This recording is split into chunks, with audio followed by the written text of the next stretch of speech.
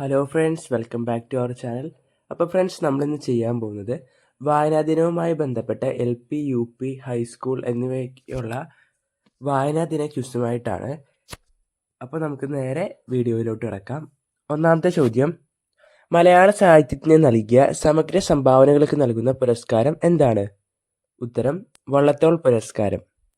രണ്ടാമത്തെ ചോദ്യം: ഏത് വർഷം മുതലാണ് വള്ളത്തോൾ പുരസ്കാരം നൽകാൻ ആരംഭിച്ചത്?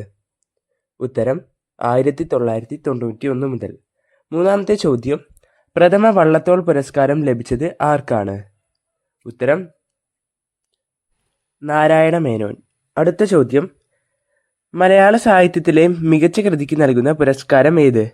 ഉത്തരം: വയലാർ പുരസ്കാരം. അടുത്ത ചോദ്യം: വയലാർ പുരസ്കാരം ഏർപ്പെടുത്തിയ വർഷം ഏതാണ്? ഉത്തരം: 1977. അടുത്ത ചോദ്യം: പ്രഥമ വയലാർ പുരസ്കാരം ലഭിച്ചത് ആർക്കാണ്? ഉത്തരം: ലളിതാംബിക അന്തർജനം.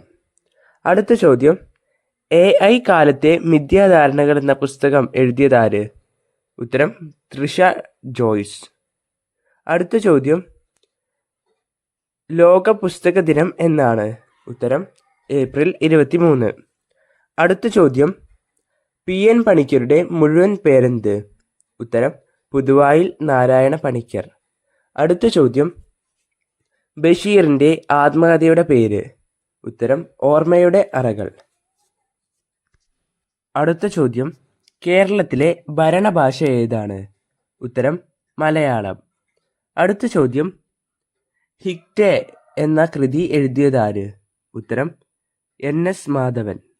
അടുത്ത ചോദ്യം: ആദ്യത്തെ എഴുത്തച്ഛൻ അവാർഡ് ജേതാവ് ആര്? ഉത്തരം: ശൂരനാട് കുഞ്ഞൻപിള്ള.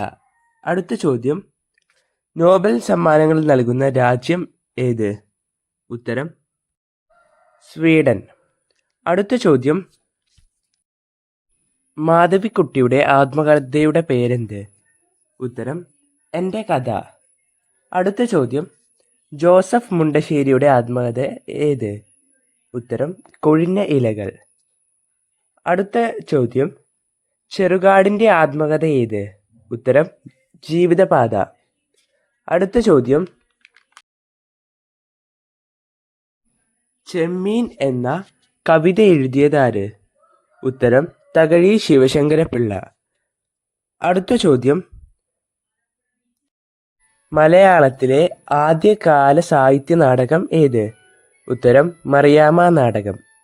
അടുത്ത ചോദ്യം: നെയ്പായസം എന്ന ചെറുകഥ എഴുതിയതാര്? ഉത്തരം: മാധവിക്കുട്ടി. അടുത്ത ചോദ്യം: ബുക്കർ സമ്മാനം നേടിയ ആദ്യ മലയാളി ആര്? ഉത്തരം: അരുന്ധതി റോയ്. അടുത്ത ചോദ്യം: ഭാരത പര്യടനം എന്ന പ്രശസ്തമായ കൃതി രചിച്ച സാഹിത്യ നിരൂപകൻ ആര്? ഉത്തരം: കുട്ടിക്കൃഷ്ണ മാരാർ. അടുത്ത ചോദ്യം: ഏത് മുഗൾ ചക്രവർത്തിയാണ് ആത്മകഥ രചിച്ചിട്ടുള്ളത്? ഉത്തരം: ബാബർ.